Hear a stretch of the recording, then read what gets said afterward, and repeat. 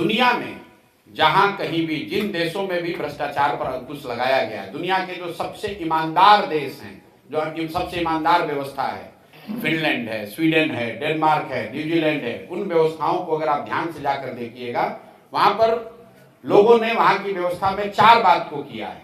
पहला बात, लोगों ने ईमानदार प्रत्याशियों को चुनकर भेजा है। दूसरी बात, बहुत बड़े पैमाने पर सरकारों ने सत्ता और संसाधन का विकेंद्रीकरण किया है।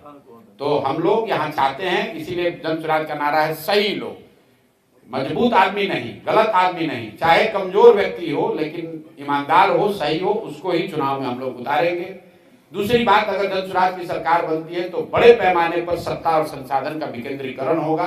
कम से कम 1/3 विकास की राशि पंचायती राज व्यवस्था के चुने हुए प्रतिनिधियों के जरिए खर्च की जाए। तीसरी बात, जन भागीदारी, जो भी योजना बनती है उसमें जनता को पता तो चले कि उनका अधिकार क्या है। और चौथा जो उसका पिलर है, बड़े पैमाने पर टेक्नोलॉजी का प्रयोग। जैसे आप देखिए, सरकार यहाँ जबरदस्ती स्मार्ट मीटर लगा रही है बिजली का।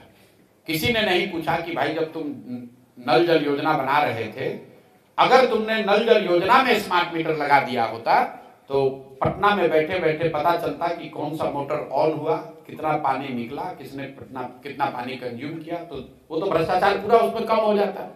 अभी सरकार को पता ही नहीं कि कितना नल जल योजना चल रही है कि नहीं चल रही है।